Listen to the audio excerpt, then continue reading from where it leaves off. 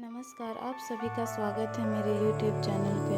मैं आज आप सभी को स्वामी विवेकानंद जी के महान व्यक्तित्व के बारे में बताने जा रही हूँ। स्वामी विवेकानंद जी का जन्म 12 जनवरी सन 1863 को हुआ। उनका घर का नाम नरेंद्र दत्त था। उनके पिता विश्वानंद दत्त वेस्टर्न सभ्यता में विश्वास रखते थे। वे अपने पुत्र नरेंद्र को भी अंग्रेजी पढ़ाकर वेस्टर्न सभ्यता के ढंग पर ही चलाना चाहते थे। नरेंद्र की बुद्धि बचपन से बड़ी तीव्र थी और परमात्मा को पाने की लालच भी प्रबल थी। इस हेतु पहले वे ब्रह्म समाज में गए, किंतु वहां उनके चित्त को संतोष नहीं हुआ। सन 1884 में विश्वानंद दत्त की मृत्यु हो गई। घर का भार नरेंद्र पर पड़ा। घर की दशा बहुत खराब थी। कुशल यही था कि नरेंद्र का विवाह नहीं हुआ था। अत्यंत गरीबी में भी नरेंद्र बड़े अतिथि सेवी थे। स्वयं भूखे रहकर अतिथि को भोजन कराते, स्वयं बाहर वर्षा में रात भर भीगते पड़े रहते और अतिथि को अपने बिस्तर पर सुला देते।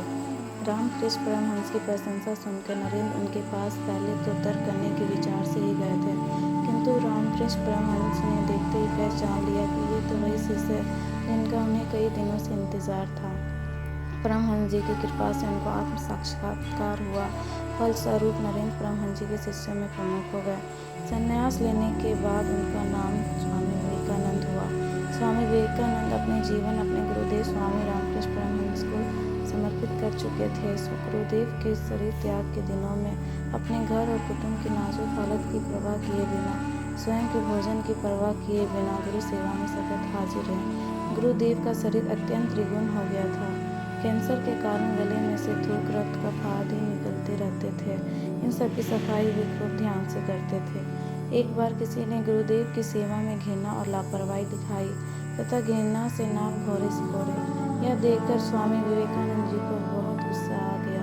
उस गुरु भाई को पाठ पढ़ाते हुए गुरुदेव के प्रति वस्तु के प्रति प्रेम दर्शाते हुए उनके बिस्तर के पास रक्त का फाद से भरी धूपदानी उठाकर पी गए। गुरुदेव के प्रति ऐसे अनन्य भक्ति और निष्ठा के प्रताप से वे अपने गुरु के शरीर और दिव्यतम आदर्शों की उत्तम सेवा कर सके। गुरुदेव को वो समझ सके, स्वयं के अस्तित्व को गुरुदेव के स्वरूप में विलीन कर सके, समग्र विश्व में भारतवर्ष के अमूल्य आध्यात्मिक खजाने की महक फैला सके।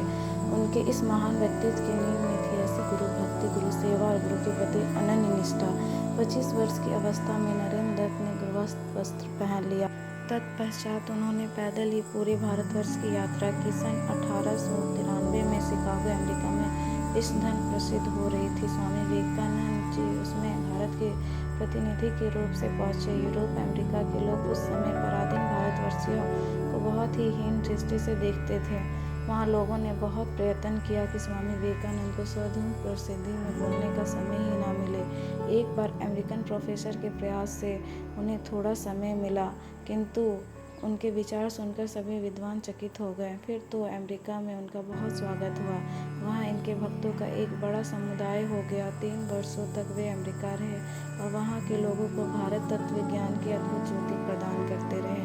अमेरिका में उन्होंने रामकृष्ण मिशन की अनेक शाखाएं स्थापित की। अनेक अमेरिकन विद्वानों ने उनका शिष्यत्व ग्रहण किया। वे सदा अपने को गरीबों का सेवक कहते थे।